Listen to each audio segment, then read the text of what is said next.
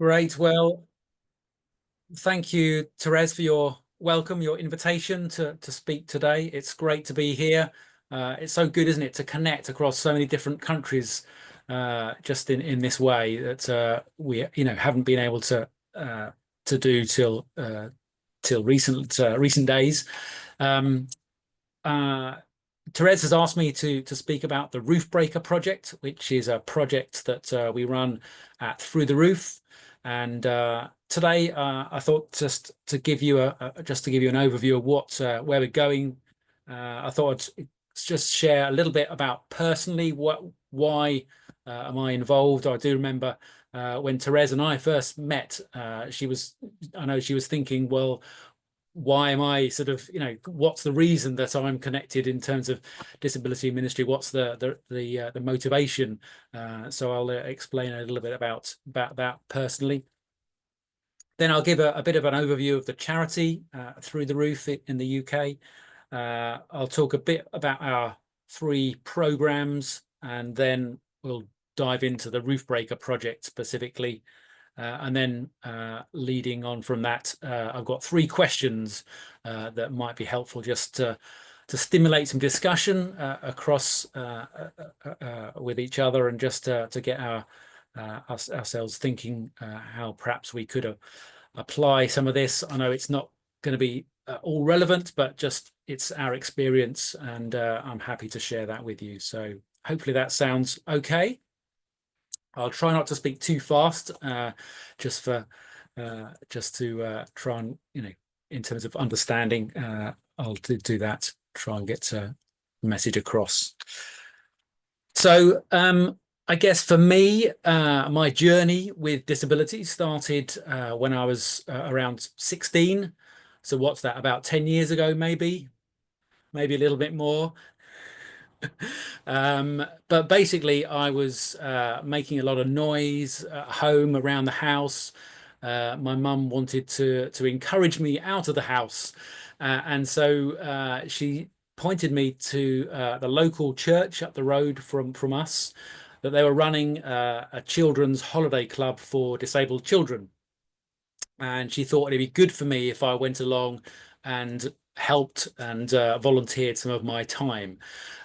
So I do remember going along to this church hall, and I went into this church hall and I saw children in wheelchairs, children who had walking frames, children who were blind, those with learning disabilities, and I just thought, well, I don't know what to do. I can't relate to these youngsters. What am I doing here?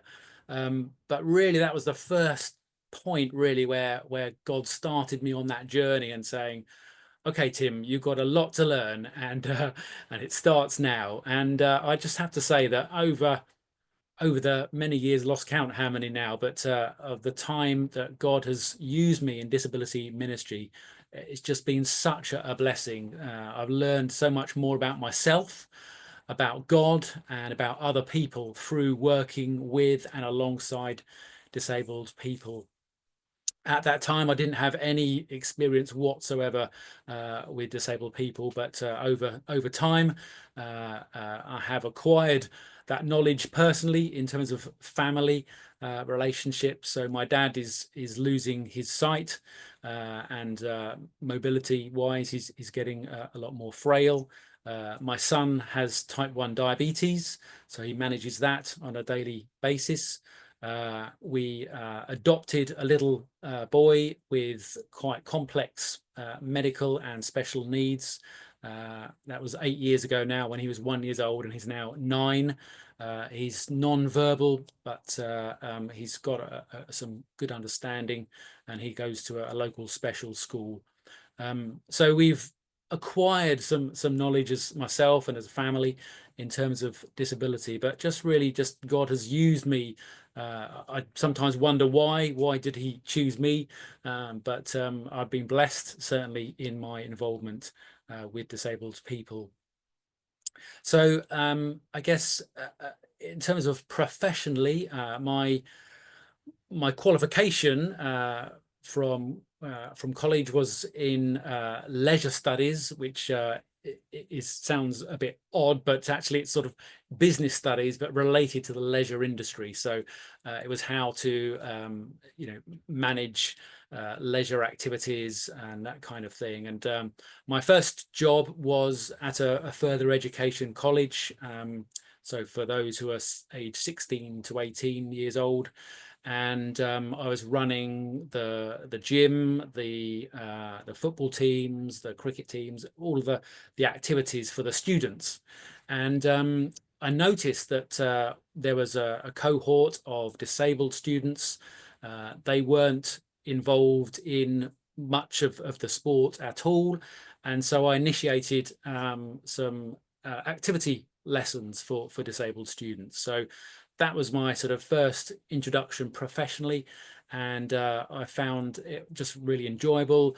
They got a lot out of it, and the team, I had a good rapport with the team, and so they started to invite me on sort of residential activity holidays for their disabled students, because I could help, in terms of being some support and help on their holidays.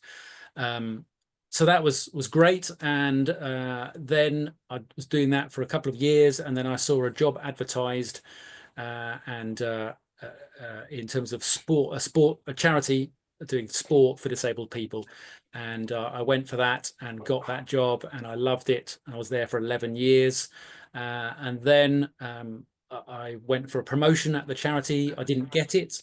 And so I said, okay, Lord, what now? I've done a lot here in the 11 years. Where do you want me to go? And I saw this advert for this small charity called Through the Roof. I'd never heard of them. And it looked an interesting job, so I applied for it. I got an interview, and I messed up that interview completely. So I thought, oh, there's no way I'm getting that job. And I was right. Uh, so they sent me a letter and said, oh, dear Mr. Wood, unfortunately, etc., etc. But they said, contact us, for some feedback. And we all know it's good to learn from our mistakes, don't we? So I wanted to find out, I knew what I'd done wrong in the interview, but just to get some feedback. And so I contacted the charity, and they said, oh, thank you for calling. A few things have changed. Basically, they'd offered the job to someone with more experience than myself, but they hadn't felt it was right for them to take up the role. So the charity asked me if I'd like to join the charity and to roll out the vision I presented in the interview. So I was just really humbled that I wasn't the best candidate at the time, but just a privilege that God wanted me at Through the Roof. And I haven't looked back. I've been there Through the Roof now for 18 years. And the last 12 or so of those years have been as the chief executive, so managing the day-to-day running of the charity. So that's kind of a sort of personal introduction. Hopefully that's helpful to give you some context. As a charity, many of you may know Johnny Erickson Tada, just amazing lady in the States who started Johnny and Friends, was a real pioneer. I mean, I can't even remember how long ago she started the charity, but she was just been an inspiration to many people. And in fact, my friend, one of my close friends, his wife came to faith just through reading Johnny's book, which is incredible. So yeah, so on the back of a Johnny tour, I think it was to around Europe. I think she was speaking in Budapest in the late 90s or mid 90s, and on the back of that tour, a couple of Vale, he guys d'escriure un discurs que està fet. in the UK started to decide to put together a Christian disability ministry similar to what they do in with Johnny and Friends, and with some small funding from Johnny and Friends, Through the Roof started. If you hadn't guessed, the name comes from Luke chapter 5. And what I love about that story is particularly the end part, where it says that everyone was amazed and praised God. That's the partnership there between Jesus and this disabled man enabled people to praise God. And that's for me, that's a real the heart of Through the Roof. We aren't just about doing for disabled people. We're about changing lives. We're about changing the landscape, changing the culture. And in fact, the Greek word for being amazed is actually about minds being changed. So actually, that scenario where Jesus called that disabled man a friend, uh, he saw his deepest need for salvation, uh, and that is what changed people's minds about in that incident, and they praised God, and that's a great joy. So we do have a ministry for disabled people, but we're also a catalyst. We're about changing minds. We're a change agent, if you like, and just seeking to change the understanding and appreciation of disabled people in church life and wider. So it's not just for disabled people, it's alongside disabled people. Together we're doing this. And actually, just a few stats. I thought I'd look at some numbers. So we have a trustee board who oversee the charity, and 2 out of 7 of those trustees are disabled. They have personal experience of disability. So that's 28%, if you like your percentages. On the staff team, we have 3 out of 9 people who are disabled, so that's 33%. And in terms of our volunteers, we've got around 100 volunteers, and around 30 of those are disabled, so around 30% of our volunteers. So for me, that's really encouraging. It's a good, significant proportion of the people involved with Through the Roof have that personal experience of disability. They can input, they can be involved in leadership, in day-to-day decisions and activities, and also as volunteers as well.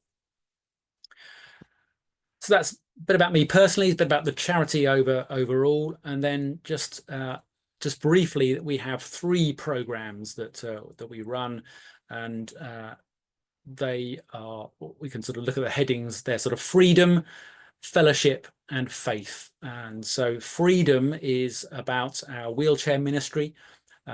So we take disused wheelchairs, we refurbish them at our warehouse, and then we send them to partners overseas, Kenya, Mozambique, Nigeria, India, to various places. And then we send a team of medical professionals, Christians who are in the medical profession as physiotherapists or occupational therapists.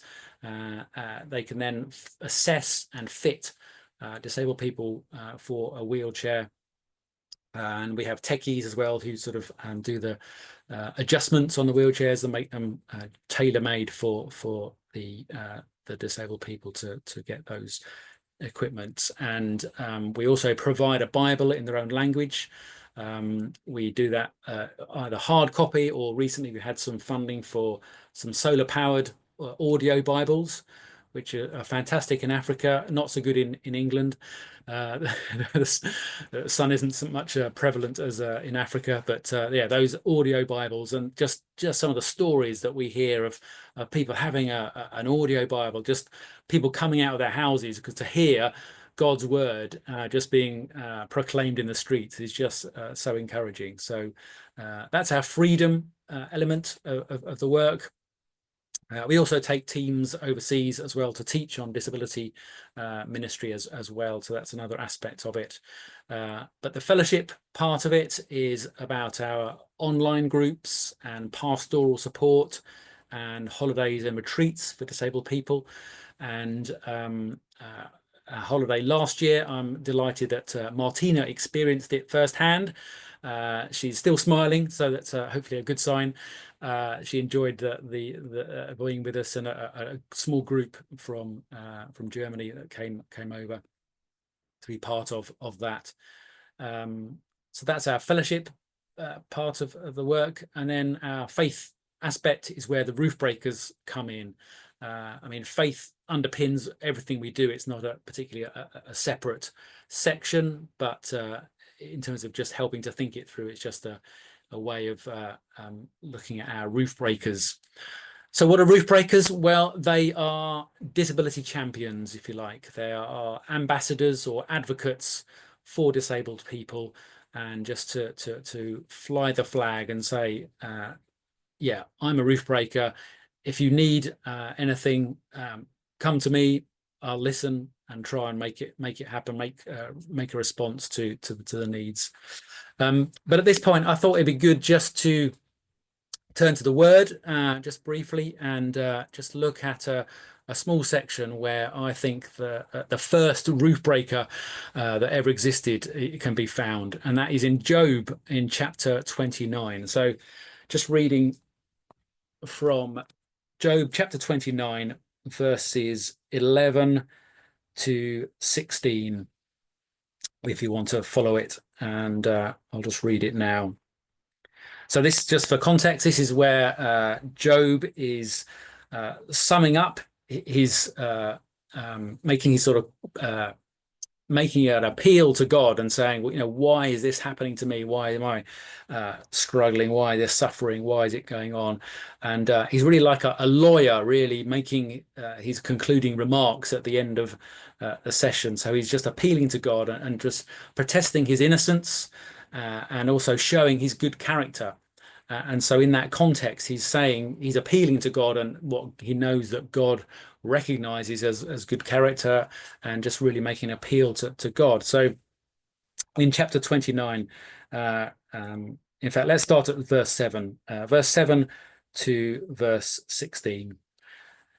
Job says, "When I went to the gate of the city and took my seat in the public square, the young men saw me and stepped aside, and the old men rose to their feet. The chief men refrained from speaking and covered their mouths with their hands. The voices of the nobles were hushed, and their tongues stuck to the roof of their mouths. Whoever heard me spoke well of me, and those who saw me commended me, because I rescued the poor who cried for help, and the fatherless who had none to assist him. The man who was dying blessed me. I made the widow's heart sing. I put on righteousness as my clothing. Justice was my robe and my turban. I was eyes to the blind and feet to the lame. I was a father to the needy. I took up the case of the stranger." So there we see Job making an appeal to God and saying, look, it's like he was saying he's a roof breaker. He was eyes to the blind, and he was um, eyes to the blind, feet to the lame, a father to the needy. So those who needed help, he responded to. He was there in that time of need, and was willing to respond to those with disabilities, to be an advocate, be alongside them, be a support and a blessing to them. So he knows that God is interested. He loves all people, and that was his appeal to God, to say, look, I'm helping those who are in need most of all. So that's where I think Job was a roof breaker. He sort of started from started that sort of action, if you like. But what does that mean for us today in 2025? Well, I don't know if it's in the same in your country, but in certainly in the UK, there are around 14 million children and young people under 18. And if you just think about it for a moment, I don't know if in your context, but certainly in our context, the church spends a lot of time, resources, employs a lot of people to work with children and young people in the church context. Parallel that to, in terms of the numbers of disabled people, there are similar number of disabled people in the UK. So pretty much 14 million. So a similar number. But if we think about the number of resources, number of events people who are in paid employment in terms of disability in the church in the UK, it just pales into insignificance. There is just very, very few resources in that area. So for me, that just really highlights the desperate need for more resources, for more understanding for church, just to be aware of a great number of people that need that support, that engagement, and just the access to God. So just to highlight that. So our vision would be really that we want to see a roof breaker in every church. That's the vision. We would love that to happen, and just to see every church having someone dedicated to listening to the needs of disabled people and responding to advocate for them in the church leadership and across the congregation. How are we doing on that? So just basically, I reckon Christine might know. I'm trying to think. There's probably about 20,000 churches. Is that right, Christine? Would you know? I'm trying to think across the UK. Possibly. Anyway, so Yeah, I know a no man who does know, but I think you're about right. yeah. So anyway, significant numbers of churches in the UK, and we're doing okay, but there's a long way to go for roof breakers. We've got 850 roof breakers, so that's a good number, good start, very encouraging. But the size of the task you can see is mammoth. So we need more people to be those roof breakers and advocate for disabled people. And I had to say, Pete and Christine are doing a fantastic job flying the flag in terms of being advocating for disabled people in the UK as well. So we work with them where we can, and that's really encouraging. So what does it mean to be a roof breaker? What are the aspects of being a roof breaker? Well, generally people maybe come across our website or our social media, and they can engage with us, and they can sign up, register as a roof breaker, and they once they've done that, they can receive a free set of resources, of materials. So a free starter kit that just helps them to start this journey, to think about some of the actions that they can do in their context. We offer a church disability toolkit, which basically looks at the different areas of church life. So perhaps maybe the welcome team, the worship team, the hospitality, the prayer time, small groups, different aspects of church life. We will go through and give tips and ideas and suggestions as to how the church can make those more inclusive, more accessible for disabled people. And that's free to the roof breakers to download that. They also get an opportunity to have a free 2-hour workshop, and that just helps bring the church together to look at some of the issues. What are they doing well? Where are the gaps? What are the action points that they can do from the training, from the workshop, and that's done either in person or online on Zoom as well. But just gets the church together, or a certain number of the church together to discuss those issues. We also have different events where we have guest speakers who can just give an aspect, talk about an aspect of disability, usually a disabled person. They speak, and then we have breakout rooms again online for people to just discuss questions around what the topic has been about. So that things like neurodiversity was a really popular one just recently. And also in lockdown, we had a few, just how to respond to lockdown as well. They also get a monthly email, so just pointing people to resources or events, give them ideas, encouragement that they can apply in their own church context. And they also get a discount on our publications as well. So that's another benefit of being a roof breaker. We also wanted, thinking about it, we wanted to have obviously a roof breaker in every church. Some churches have more than one, which is great, have a sort of small core team.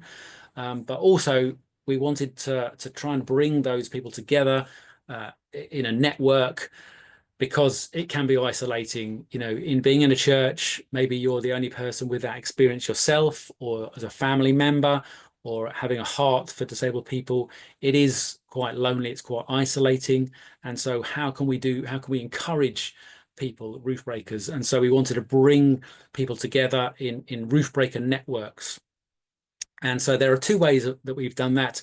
One is geographically, so people in a local area, and this started before lockdown. So this was sort of people meeting physically in an area that they could come together, but more recently online as well. And geographically is one of them, but also on a thematic basis. So people who are interested in perhaps children and youth can come together. People who are disability advisors in the different church denominations can come together. We have a deaf ministry network as well. So different aspects of sort of interest that we can bring those roof breakers together to share ideas, to encourage each other, to pray and progress the work. Yeah, and just going back to the numbers just briefly, we have done some research with our roof breakers last year, and we found that roof breakers are reaching around 18,000 disabled people in the churches across the UK. We found about 10,000 disabled people are actually belonging to a church with a roof breaker in it. And we also encouragingly found that 2,700 disabled people had some form of responsibility or leadership role within those churches in a roof breaker context. We also did some research and found that 77% of disabled roof breakers feel more empowered to make a difference to the lives of others. So that's encouraging to hear as well, that we're supporting disabled people to make a difference in their context. So kind of that's the sort of the practicalities and nuts and bolts of roof breakers. But it'd be good to hear some stories, wouldn't it? I'm sure you'll be encouraged to hear some stories of the roof breakers. So let me just read a few out to you now. So the first scenario is about a lady with visual impairment, and she's in a church without a roof breaker. So this is a context without a roof breaker, and then we can contrast it to one with. So this is the lady speaking. So this is probably typically a lot of people's experience, but this is her personal experience. I have almost given up asking the church, as they don't seem to listen. I cannot see the words on the screen when they are in coloured fonts on a multicolored background. So I give up and just can't take part in the service. I know I'm not the only one. It wouldn't take much to either change the font or print out the words for those of us who can't see them. They just don't seem to understand, which is such a sad sad scenario, and I'm sure that yourselves can relate to that. But encouragingly, this is contrasted with some feedback from a roof breaker talking about someone similarly with a visual impairment. So she says, Sarah's condition affects her mobility and also her eyesight. So from her wheelchair, she couldn't see the words on the screen at the front of the church. This is the roof breaker, I spoke with our audio-visual team, and straight away they came up with the idea of using a tablet so that Sarah could have the words on her own screen. Sarah is over the moon. The words on the tablet are white on a black background, and she can see them perfectly. What a difference it's made for her. So that's an encouragement that just that sort of with a roof breaker intervening, making that difference. Here is a quote from a disabled roof breaker, and this is encouraging as well. So, since becoming a roof breaker, I have been asked to sit on the church council, and there now is a permanent item on the agenda regarding inclusion. This means that thinking about disability is starting to embed in all of the decisions made. Through the Roof has provided the tools that are needed to help both myself and other church members to have a sound starting point for discussion about how we can improve our accessibility, and gradually changes are being made. When I see these changes occurring, such as fidget tools being automatically available and sufficient space being left for wheelchairs, it is very encouraging. It is uplifting to feel that there is a willingness to create a truly accessible church where everyone belongs, and that I am a part of this change. This is another Roofbreaker saying, we have tried to break down barriers between our regular congregation and people with a learning disability. This has been via special inclusive services which the disabled people help to plan. So good to see that disabled people are involved in the planning as well.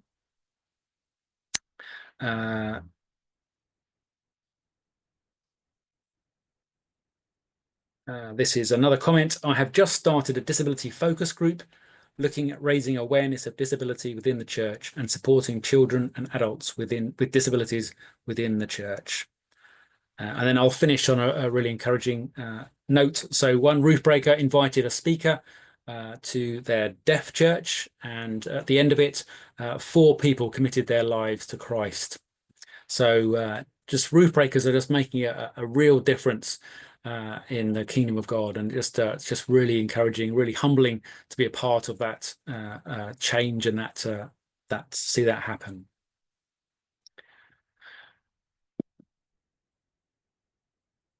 So just before we sort of go on to sort of some questions for discussion, I just thought I'd mention something else which we've just really recently started to put out to churches, and that's like a framework for people to think through the journey of inclusion.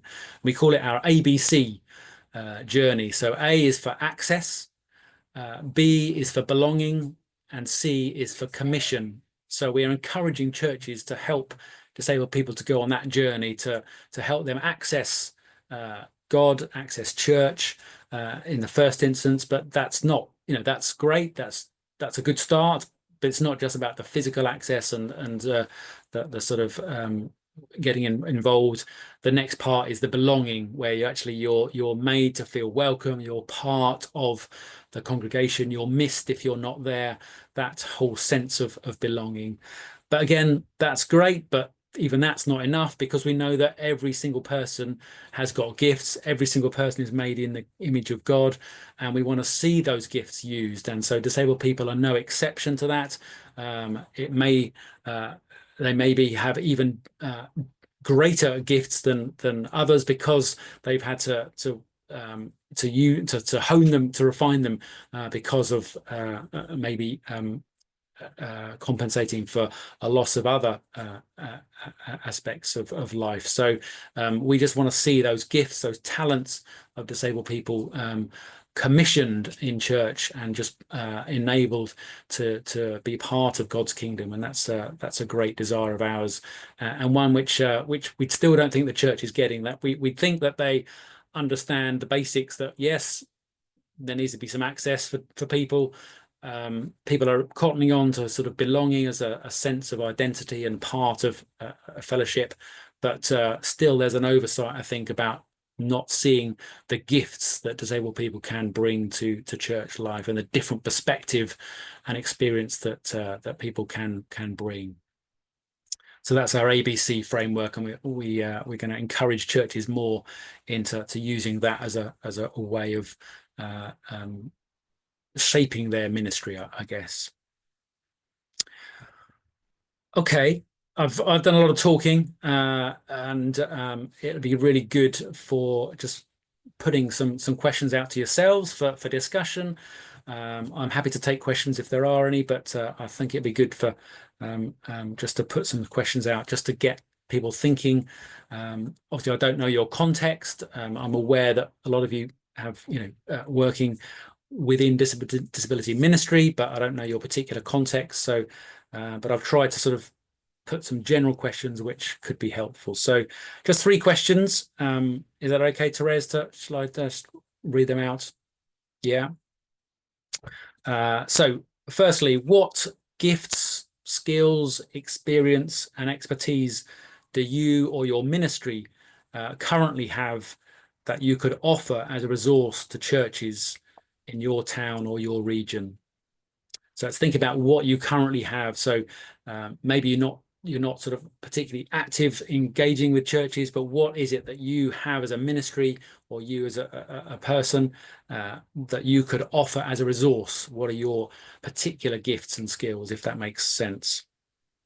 So secondly, how might the disabled people that you're currently connected with become ambassadors, almost sort of living out the message really of disability inclusion? They could be ambassadors for your organization or ambassadors in local churches or to the churches, but how could disabled people get more involved as ambassadors, living out the message that we want to convey to church? And then thirdly, how could your ministry start the conversations about equipping churches for disability inclusion? Could you offer training? Could there be some sort of kind of Roofbreaker project similarly to ours? What ways could you engage your local church, equip them for disability inclusion? Okay, hopefully that makes sense. I'm happy to throw it back to you, Therese, to guide us through this next bit. Hopefully that's been helpful. Happy to take questions as well, but yeah. Well, thank you, Tim. This was already very full, I can say. Nice to hear the things that are going on in England. And I can say England is always a big example for me, because they are on the front, I think. They organize for themselves very, very well. I will not tell you to start a conversation. Make sure that you're not dumb, that we can hear you. What's the word again? And so if you have questions, or if you want to react on the 3 questions that Tim have posed, or do you like me to ask you the 3 questions one after another? I think we need to do discussions wherever it's free. And so please, maybe somebody of you has already something on their front lips to talk about. There, yeah. Who's there? This